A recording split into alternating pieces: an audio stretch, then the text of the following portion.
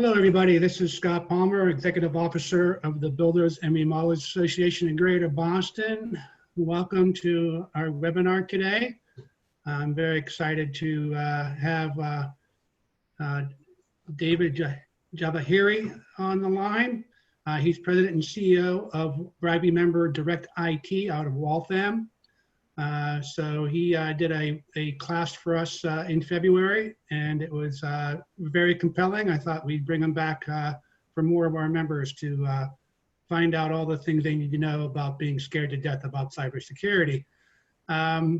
Just a few things. I am recording this webinar, and we will send you all a link to it that you can grab it if you want or share it if you'd like.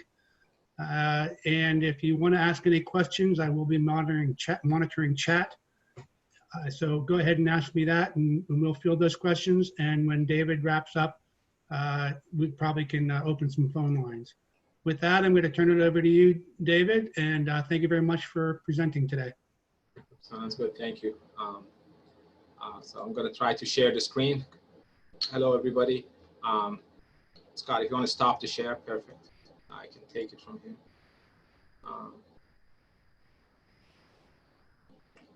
All right, everybody sees my screen? You guys see it? Yes, okay. Again, thanks for joining. I'll try to go quick. I know you guys are busy, and I don't know how many are working from home, but I'm here in my office, but no one's around me, so things are good. I want to talk about cybercrime, start with that, and basically, everybody says, what is cybercrime? What is the real definition of cybercrime? To understand cybercrime, you guys need to know definition of 4 things: dark web, Tor, Silk Road, and Bitcoin. Once you know those 4 things, then it's easier to explain what cybercrime is. I'll go through them. Dark web. Dark web is actually the best definition of dark web that I've seen is an article in Rolling Stone magazine that explains, think of the entire web as iceberg. And usually in a typical iceberg, 1/3 is on top, 2/3 in the bottom. And the top part is what we call internet, the Google search, the Netflix, all the things we do on the internet. The bigger part of it, the 2/3 on the bottom, is where everything that's done is either illegal, against the law, hard to find. So the entire dark web is actually bigger than the actual web that we know of. Tor. Tor, for those of you who don't know, is a browser. You cannot get to dark web using Chrome, Firefox, Internet Explorer, Safari, or whatever you use. Even if you have the address, it will not go there. It will give you an error. You need a special browser called Tor to be able to go to the dark web. Tor was, interesting enough, was originally designed by US government, US Navy to be exact, and eventually ended up in the hands of criminals. And now it's in the open. Anybody can install Tor on their PC and use Tor. The beauty of Tor for criminals and for our government at that time was that it's very hard to trace. So if you guys using Chrome, Firefox, and you delete your history, again, somebody who knows computers can sit down at your computer and kind of tell you what sites you visited, even without your history. But with Tor, it's very hard to trace and see what sites were visited on a specific desktop computer. Silk Road. Silk Road is a marketplace. Actually, Silk Road was a marketplace, was the original marketplace on the internet. It started back in 2010, 2011. Right now, there are 70 marketplaces in the dark web. And think of a marketplace like Amazon.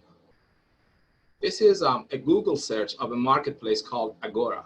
Again, in these marketplaces, everything that is bought and sold is illegal. If you look at Agora, you can see that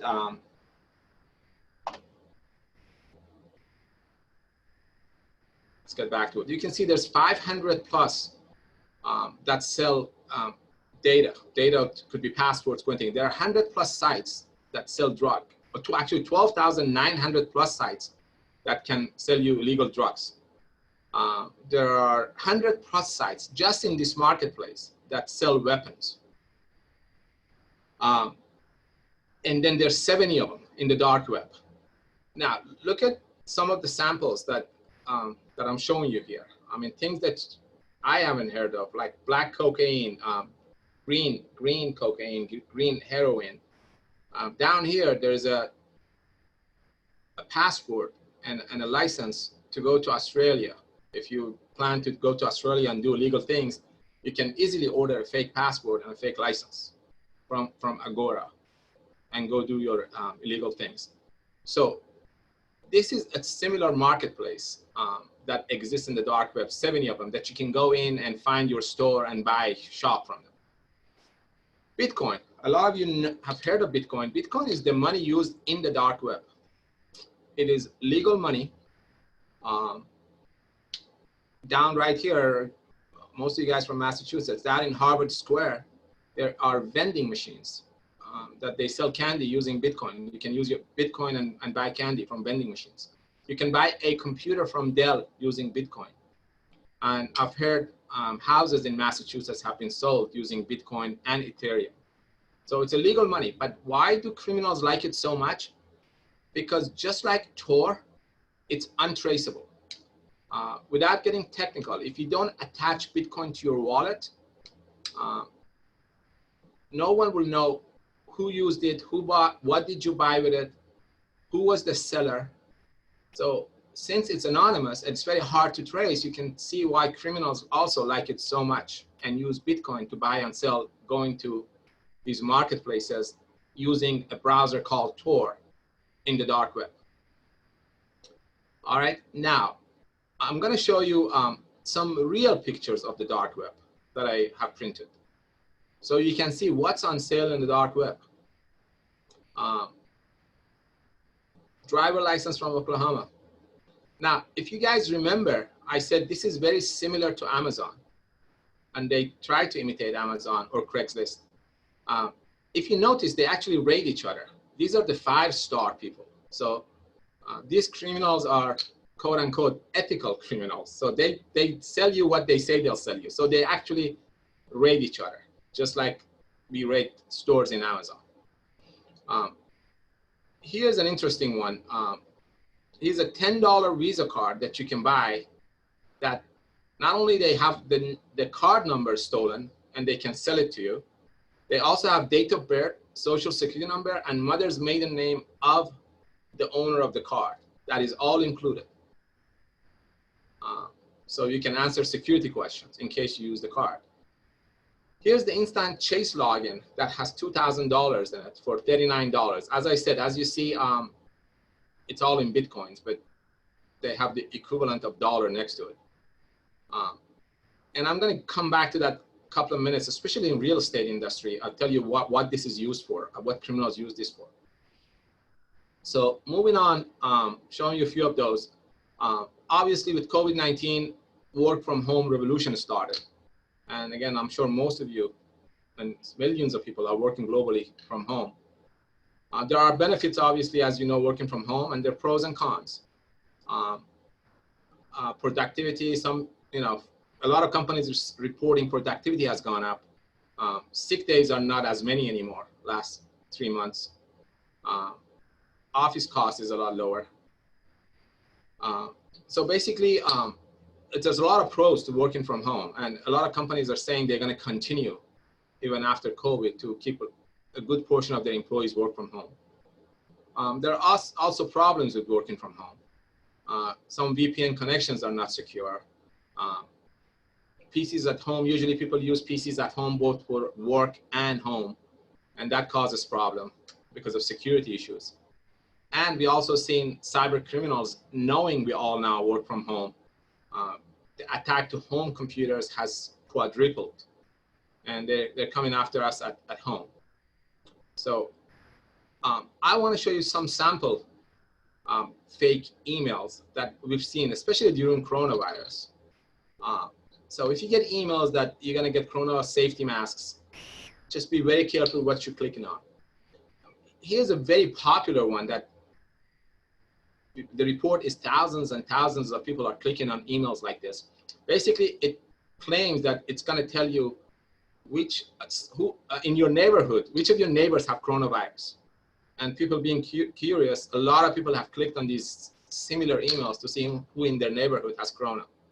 So be very aware of these emails, especially if you're connecting to computers at the office, because any click on these emails similar to that will let them take over your computer at home and therefore the computer at the office. And eventually their goal is to hit you with ransomware, which is, and I'll talk a little bit about that. So be very careful with things like this. Now, what we've seen a lot in real estate industry, and I want to go back to this chase card, is that, real estate attorneys are the #1 target in the country by these criminals, cyber criminals. And it's obvious why, because they handle millions, and even a small law firm could handle millions and millions of dollars in wired money every month for closings. So what a criminal does, so the way the criminals work is there are different levels of criminals in the dark web, right? And each have different power or different knowledge of what they can hack. And I'm going to give you an example. So the first criminal, we call him hacker #1, can only hack to your computer by sending you an email like this and make you click on it. And if you click on it, he's got control of your computer. But what he does with it, since he doesn't know much more of what just hacking your PC by sending you an email, he will go and sell this in the dark web. So access to business computers and access to home computers are sold in the dark web, as I see it. So hacker #2 will buy this and will go after your, now that he can take over your computer, will go maybe after your bank account number. And once he gets your bank account and gets the username password, he doesn't know what to do with it. And he goes into the dark web, into this marketplace, huge marketplace like Amazon type. There's so many buyers waiting. And he sells access to your bank account for $39. And hacker #3 buys this because whether you have 2,000 in your account or you have 10,000 or whatever you have, he wants to go after that money little by little and grab it from your bank account. But our biggest worry in our businesses is hacker #4. Hacker #4, which is the top hacker, buys this as well, but he does not want anything to do with your money in your bank. He doesn't care. He doesn't care if you have 50,000, 10,000, he won't touch it. He just wants to hold on to your account number. And not only he buys one of these, he buys 10 of these. He buys 10 Chase login username passwords for $40 each, spends $400. Why is he doing that? What do he wants out of this? He's monitoring a real estate attorney who's got a closing coming up in 2 weeks, in 3 weeks, for a commercial building, for a home, for a personal building, a non-commercial building. And there are emails going on back and forth between the buyers, sellers, that there's going to be a $2 million wire that is happening in 2 weeks. So what this guy does, hacker #4 does, he's going to eventually, at the last minute, trick a user or a buyer or whoever is wiring the money. And he also knows the wire is happening at Chase Bank. That's why he bought these Chase Bank accounts.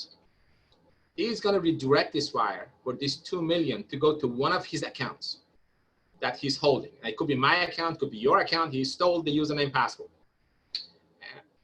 And why does he want 10 of them? Because he wants to move the money so fast between accounts that if this is reported to FBI, which it will be because it's a huge money, and FBI comes after him, the money is moving so fast from account to account, and eventually at the last step, this money will be moved to a bank maybe in Ukraine, in Russia, and it'll be out of the hands of FBI that is after this money. So the hackers, the lesson to be learned, hackers are in different levels, and it all starts by grabbing and getting a hold of your PC by sending you a fake email. If you don't click on that, none of these will happen. It's hacker 2, 3, and 4 are out of business. because they can't, no one is getting a hold of computer. So be very careful what you click on when you are at home. There are a lot of trick emails out there, and usually the way to get to you, there are 3 methods they get to you. One is by email, a fake email. In general, any email that tries to scare you, it's fake. No legitimate company will try to scare you. IRS is not going to tell you you're behind. Your bank is not going to say log in. Your Microsoft account does not say you've just been hacked, reset your password. Somebody else is reading your email. Those are common tricks they use.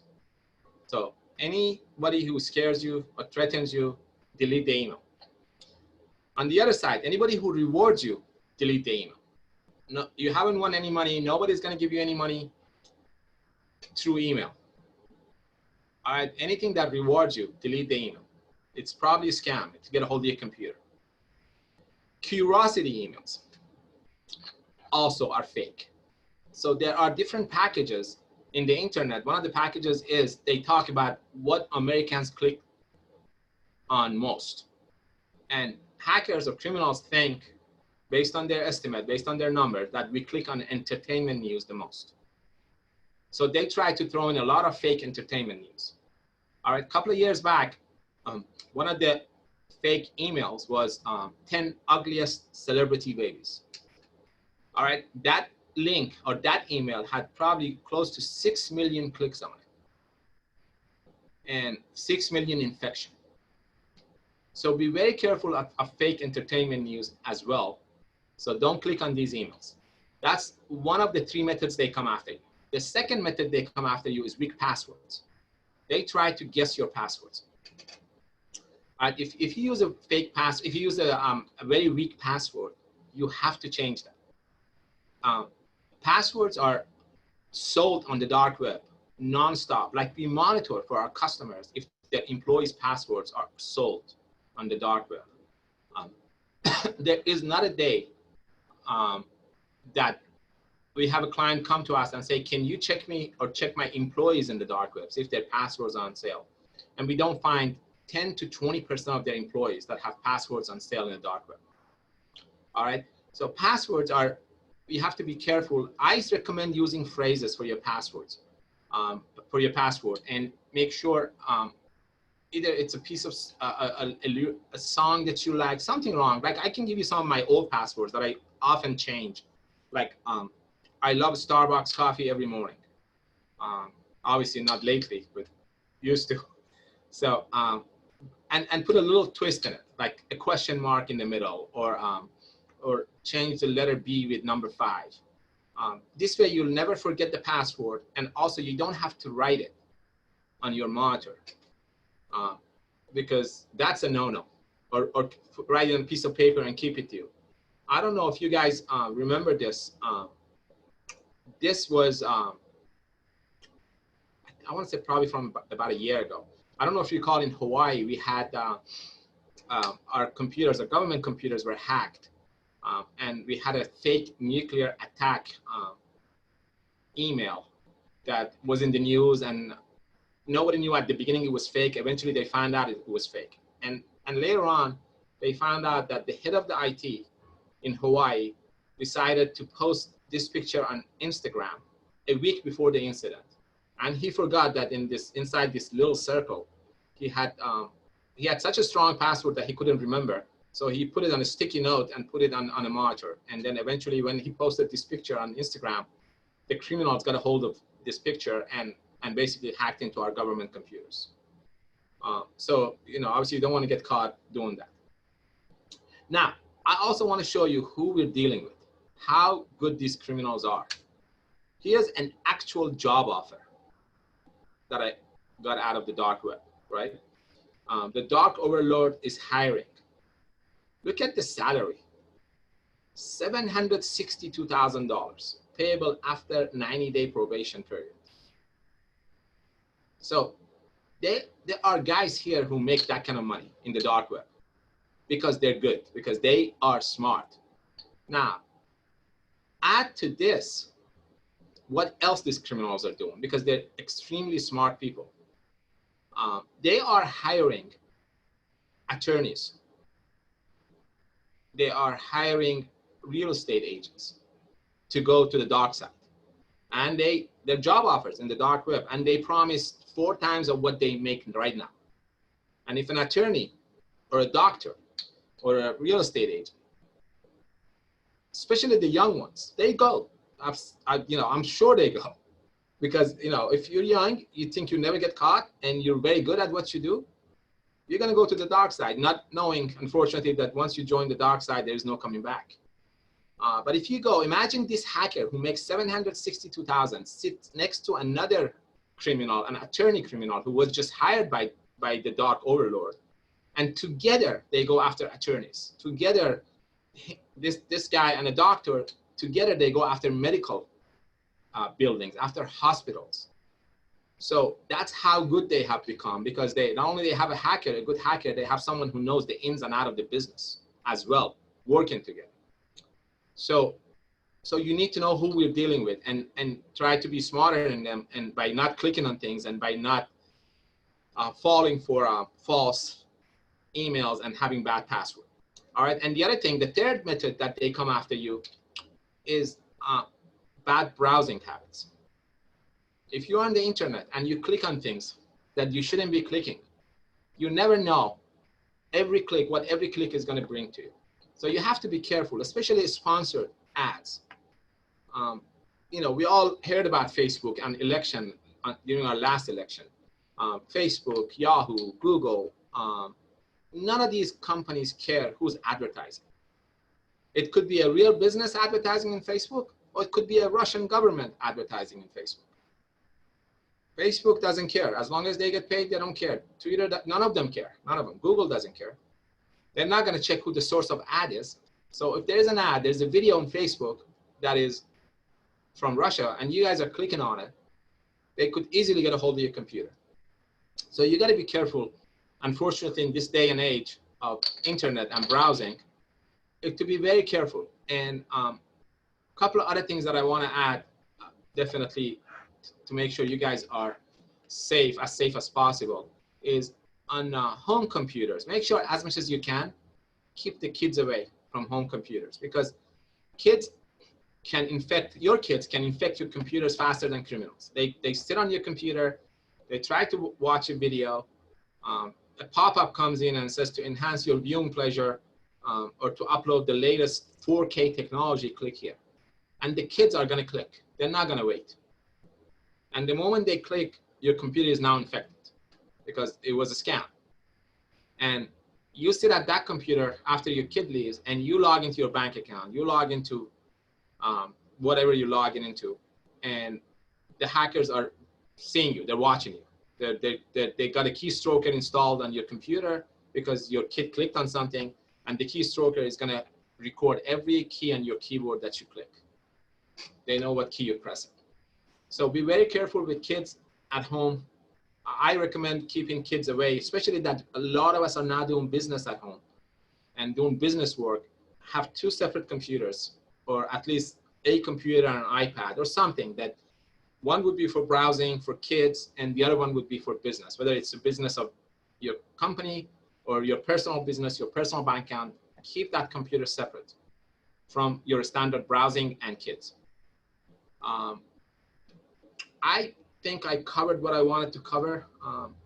I tried to keep it around 30 minutes. I'll be happy to answer any questions. I am just going to direct IT, a little bit about direct IT. We're in Waltham. As Scott mentioned, we're in business for over 10 years. We are IT/security company.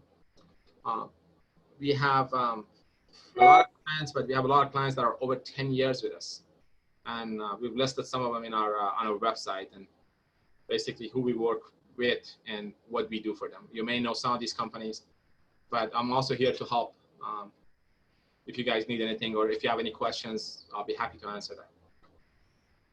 Hey, David, I think we had a question come in the chat from Sean regarding if you've seen a lot of scams with Instagram ads or marketplace ads. Yes, we have as well. Anything that is you're not sure what it is coming from, you should not be clicking on. Obviously, when you open something, you're not going to get infected. Like if you open an email, you're not going to get infected until you click on something. So you can watch an ad, you can look at an ad, but don't click on anything. So yeah, we have seen it a lot. We have seen it in Instagram, Facebook. We've seen it a lot in sponsor ads, whether you're at Yahoo or Google, all those sponsor ads, we've seen a good percentage of them to be malware. Mm-hmm. Thank you. Sure. Hey, David, you talked about also at that education event in February about email accounts and how you're a little bit, would say cautious about using like an open Yahoo or Gmail account. Could you explain that a little bit? Sure, absolutely. I'll be happy to. Yeah. So as you know, look at the, top companies in technology, Google, Apple, Microsoft, that we deal with. That I won't mention Amazon because it's not related to what we do. Microsoft is more of focus on businesses, not as much as end users or individuals. Unlike Google and Apple. Apple is built its empire by selling not to companies, but selling iPhone to users, to end users. Same thing with Google. They made an empire by advertising, by selling Gmail accounts or keeping them free and advertising on top of that. So as a business, I'll be very reluctant to use Yahoo or Gmail for my email accounts because it's supplied by a company who doesn't care or doesn't focus, maybe is the better word, doesn't focus on businesses. I would recommend that companies, you have a better chance of being secure if you work with Microsoft than versus working with Gmail accounts or Yahoo accounts. Gmail, the security they put around Gmail and the security they put around yahoo.com are nowhere close to what Microsoft puts around your domain.com email. And it's all obviously more professional, if my email is david@directitcorp.com versus if it was david@gmail.com or yahoo.com. So yes, I am, and we see more Gmail accounts get hacked, more Yahoo accounts, a lot more get hacked than your domain at your domain.com accounts. So I recommend staying away from Gmail and Yahoo if you can. Now, if you have it, you can have it forward to your new email if you're creating a new safer email. So you don't lose emails at Gmail that you had for years or yahoo.com, but you can add to your signature, hey, my email has changed, please note my new email. And before you know it, in a few months, 6, 7, 8 months, everybody will start using your new email while your old emails are being forwarded to your new email. So you won't lose anything. Yeah, I agree, and we try to encourage our members who have their own company name, obviously, but when they're using a Gmail account, we try to encourage them to go get a domain name of some kind, and then get an email account associated with that domain name. Not only because I think it's a security step, but also it helps legitimize their business concern also. Absolutely. In my world, in the IT world, I have a lot of friends that will not do business with an attorney who has a Gmail account. They will not. Or someone who has a realtor who has a Gmail account. They think of it as not being professional, or a one-man place or a one-man shop. They do business with at yourdomain.com type of businesses. Exactly. I just recently read that 2012 was the tipping point, and that was when more than 50% of humans had a smartphone. And so everybody, the percentages are way higher now, but we're doing most of our things and spending most of our time right there on the phone, which is a conduit for all these viruses, I'm sure, also, and all these phishing expeditions. Absolutely right. And I just want to add one more thing, guys. I forgot to talk to you about Wi-Fi. One of the better way to save yourself and be secure is make sure you do not use public Wi-Fis, right? It is not difficult for an IT person like me to go into Logan Airport and set up a fake Wi-Fi and call it Logan's fastest Wi-Fi and have all travelers connect to it. So when you go to Starbucks, don't conduct business, please. You can use the Starbucks Wi-Fi or public Wi-Fi's for whatever, where to go to dinner, but don't use it to log into your bank accounts. Don't use the Wi-Fi in your phone unless you're at work that you know is extremely safe. And trust me, a lot of workplaces don't take care of their Wi-Fi either, and your home. Otherwise, anywhere in between, I would not use Wi-Fi. I usually turn my Wi-Fi off, and I only use my data on my phone to be secure. Would that also pertain to that Xfinity network that's out there, or is that more secure? Absolutely, that includes them. Do not use their free Wi-Fi. Not the name drop. I think Xfinity Wi-Fi that like exists on Newbury Street, or you're talking the one at your home? Well, I mean, if you get Xfinity, you can go out and there's hotspots of Xfinity everywhere. Do not use that, please. That is Right. not safe. That is not secure. Use your data. Most companies no longer charge for data. You can get unlimited data with Verizon, with AT&T, with Sprint. Just get unlimited data. Turn your Wi-Fi off for good. You don't need it. Good idea. Good idea. Well, David, once again, I mean, I'll ask. Does anybody want to ask a question? You can unmute your phone and ask away. I'll give you a minute to go ahead with that.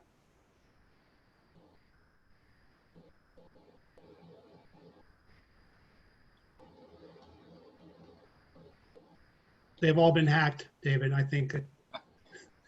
All right, let me take We have one.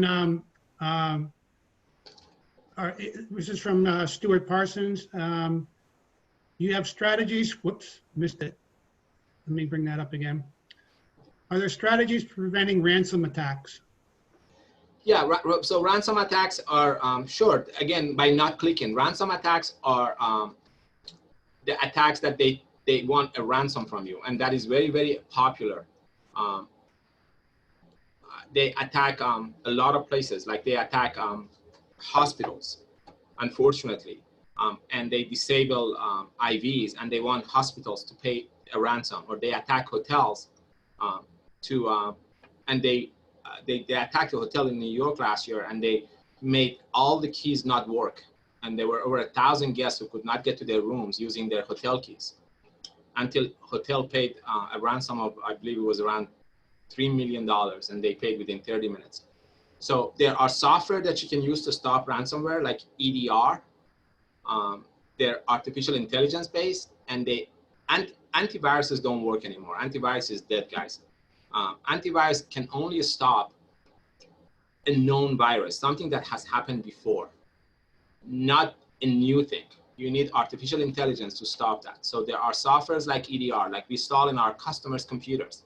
If their computer gets infected with ransomware, one PC, it automatically shuts off the PC. It does not let it affect the rest of the network. So you can install proper software on your PCs, and also don't click on things to stop ransomware. Thank you. Sure. David, once again, I really enjoy hearing all the ways you can scare the crap out of me. So thank you very much, and everyone, we will share the video link with you all, and I appreciate your time. David, thanks again. We'll talk to you soon. My pleasure. Thanks, everybody. Take care. Care. Bye-bye. Thanks.